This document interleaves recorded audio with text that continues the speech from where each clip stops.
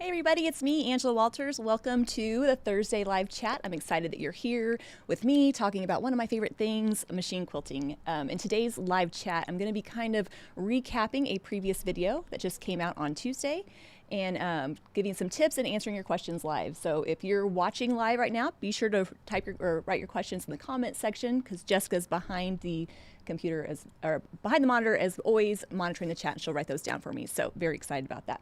A couple things before we get into the pictures of the quilting. If you're familiar with this free motion challenge quilting along video series, it's a video series about machine quilting with rulers. I'm going to show you some pictures here in a second, but all of our orders have went out. So if you have placed an order for rulers, praise God, they came in and we have shipped them out. So thank you for being patient. I know it's not fun waiting for rulers, why some have, but so if you place an order, all orders have been shipped.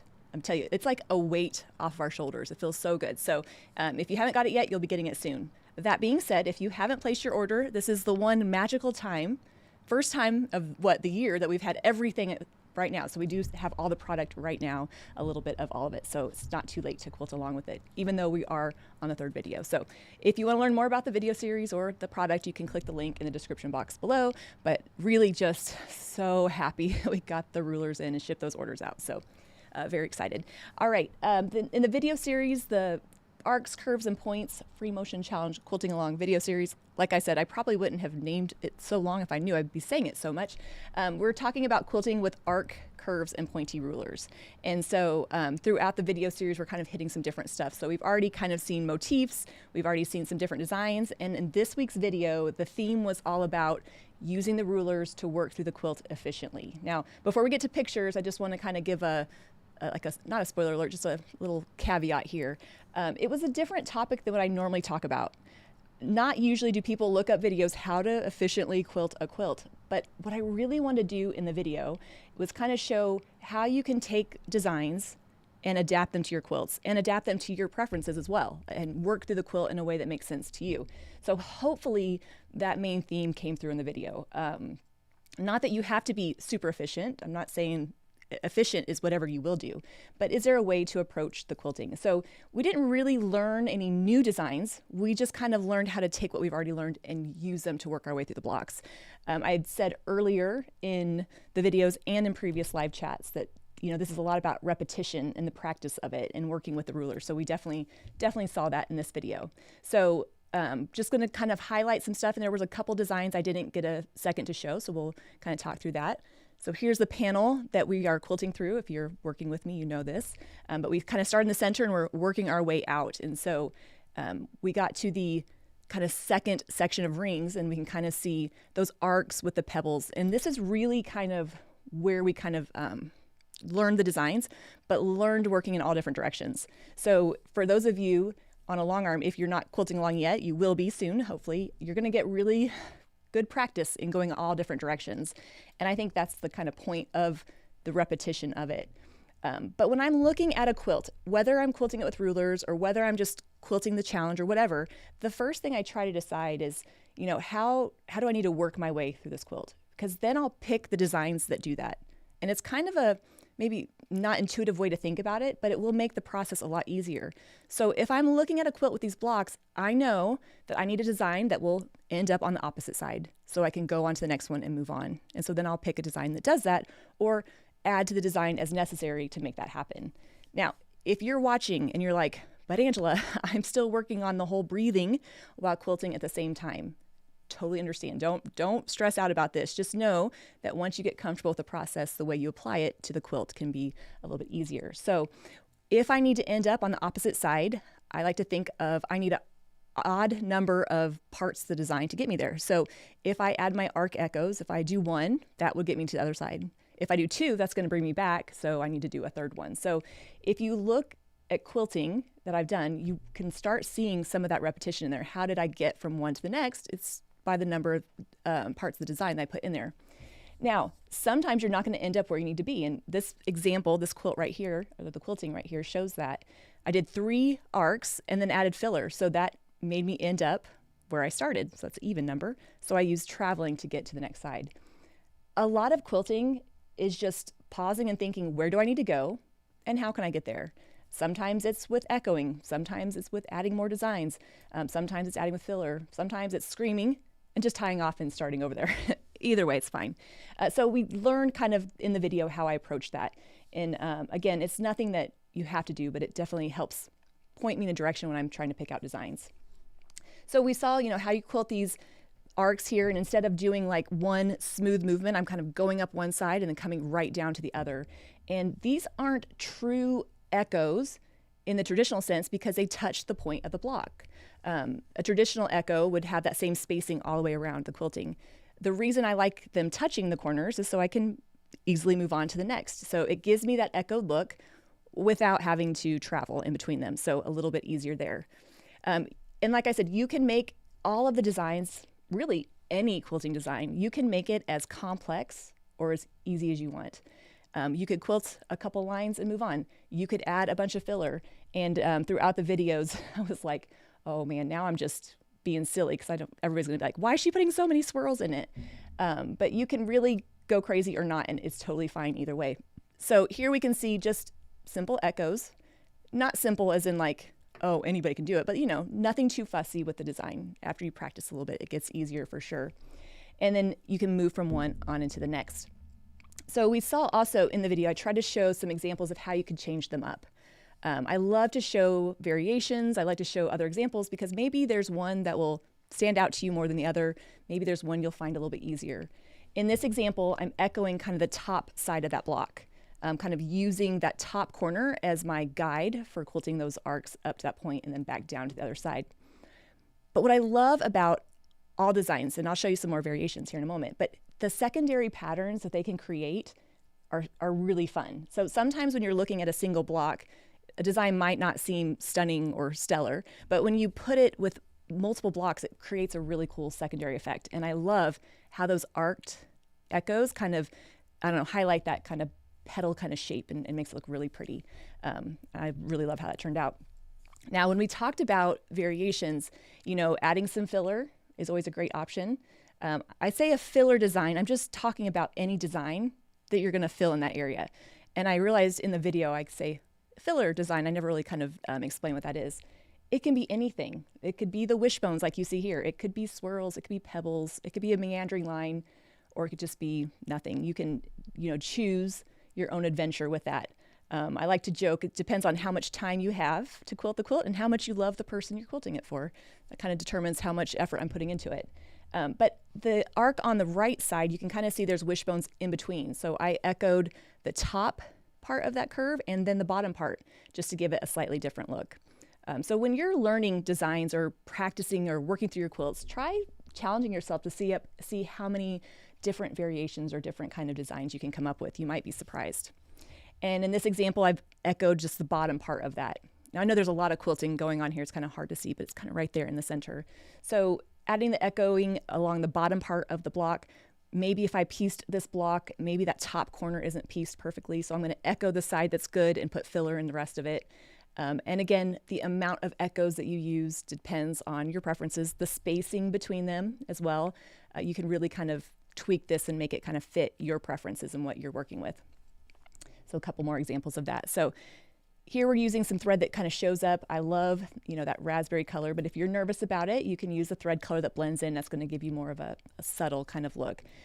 But again, just having a lot of fun picking designs and filling in those areas. And here's a couple more examples. So depending on the space I have available, pebbles is kind of always a nice option, especially within a small area like this. I don't love quilting tons of pebbles, so when I can just quilt a few, that's fine.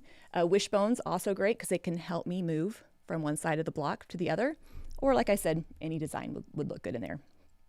Now we're going to talk about how to work through multiple blocks. So up to this point, I've been talking about being efficient within one row. But sometimes you're going to get around a block before you come back to it later. So in this example, we can see those arcs in the top illustration, and then we have, the second block. And so what I was talking about in the video is, look, you can quilt this block, and while you're in between it, you can add your little dot kind of pointy shape and then continue on. When I'm working my way through a quilt, if I'm in an area, I love to go ahead and handle it while I'm there.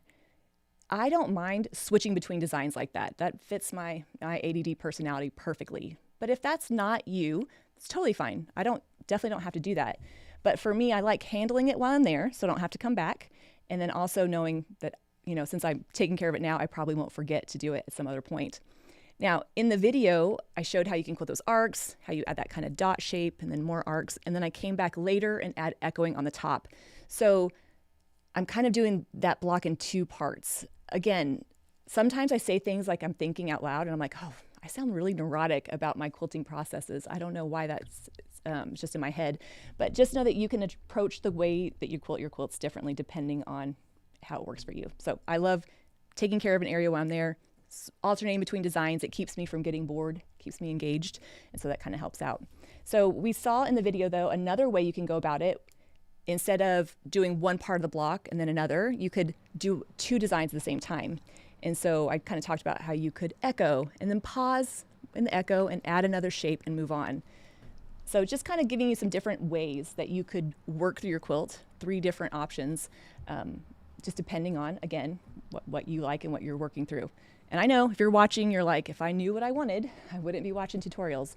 But just know that as you're quilting, no matter what design it is, whether it's with rulers or free motion, ask yourself what could be different. Could I go about this in a different way? Could I, is there something I'm struggling with? Is there something I can switch out to make it better? I think sometimes just thinking that way might help you solve a problem you didn't realize that you had there. So again, you could handle part of the block, you can switch between designs, or you could pause a design and add something else. And then you can see some examples of that using the Shelly ruler. So a lot of fun there, kind of playing around with different ways to be efficient. But really, the main idea here is I just want you to practice with your rulers, if you're quilting along with me, of course. Because ultimately, that's what's going to help you get better, is the repetition and the practice. I know it's no fun to practice sometimes, especially when we're struggling, but I promise, the more you do, the easier it'll get, and the more you put around it, the better it looks. So a couple other examples. These are designs that maybe didn't make it into the video. When I'm planning out a video series or thinking about which designs I want to show, I get a panel and I quilt everything I can think of and then kind of pull from that. So these designs I love, they just didn't quite make it in there. So in this example, you could leave out echoing altogether. If you don't like that shape, no problem. You could quilt some different shapes in your blocks. Again, it's just to give you something to practice with. So here I quilted that circle with the Shelly and then added that curve on the inside. Again, I think I showed that video using part of the curve and rotating it around. Circles are definitely a design that I have to use a ruler for. It's just really difficult for me to keep a symmetrical circle on a long arm or a sewing machine. So definitely need help with that. But for the curves on the inside, I could either freehand those or try some different shapes. And then, of course, adding filler around it to really make it pop. Another one, I did some continuous curve. We didn't see this in the video, but using those arcs and quilting out to different points. We saw this in a previous video, so I didn't include it in this one, but still a great option here.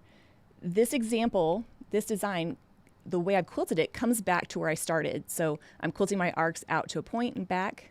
So this design starts and ends at the same point.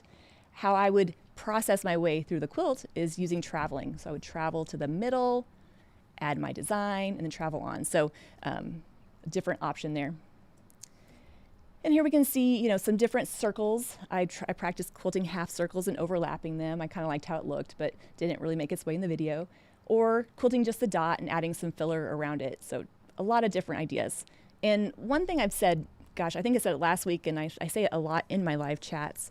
When I quilt the quilts for the videos, they're like a sampler of my quilting. So I probably wouldn't quilt a regular quilt with a bunch of different designs like this. I would pick a few and have some repetition, but there's just something about loading a quilt or getting a quilt sandwich and trying a bunch of different designs, because sometimes you don't know what you like until you try it, and sometimes you quilt something and you're like, I don't like that.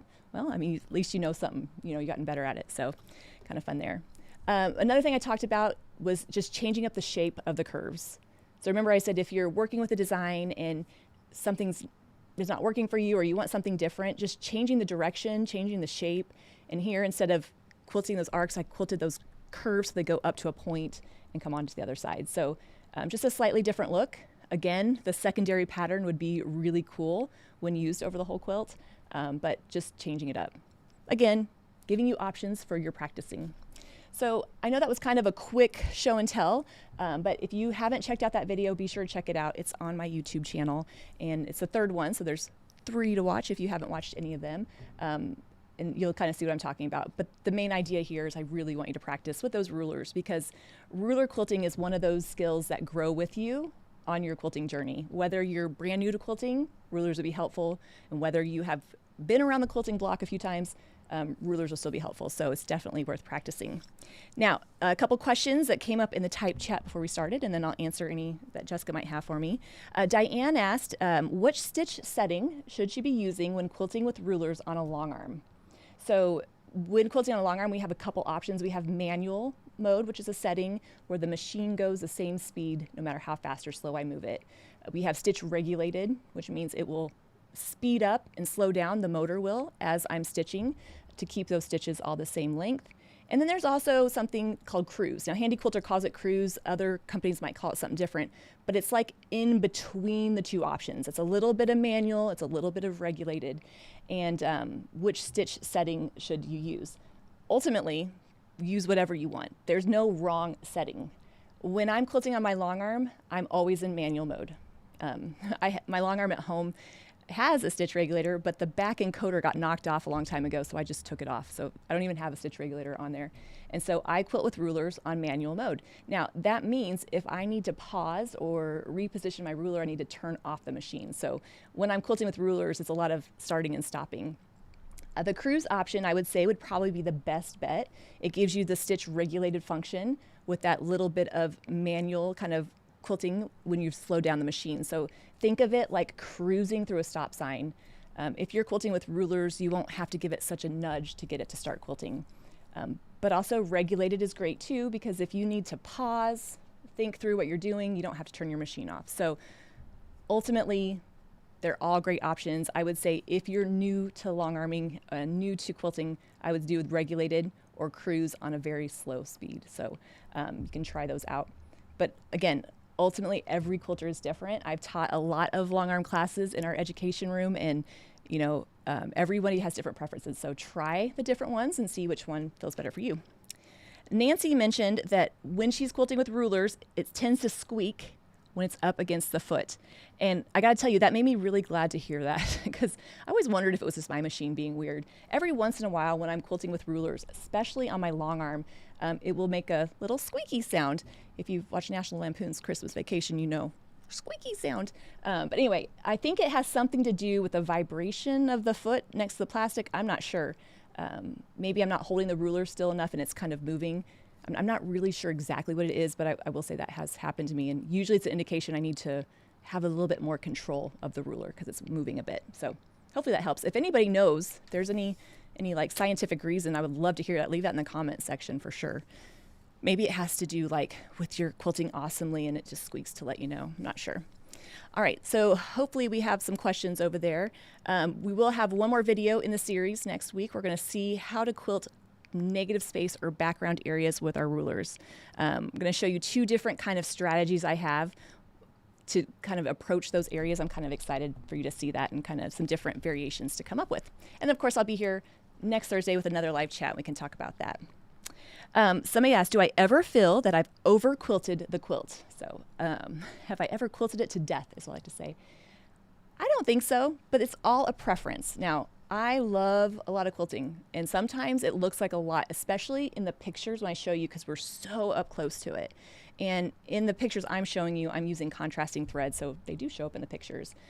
But in general, if I'm quilting a quilt for myself or for whatever, I'm going to use thread that tends to blend in so I can see the texture of the quilting, but not the first thing I see. I think, my opinion only, but quilting should enhance the quilt top. It's kind of like makeup. It should show off the best parts of the quilt, and maybe help hide the ones that aren't so good. And so I think a person could probably quilt a quilt with too much quilting for them. That probably could happen. I've just never had it happen to me because I like to quilt things to death.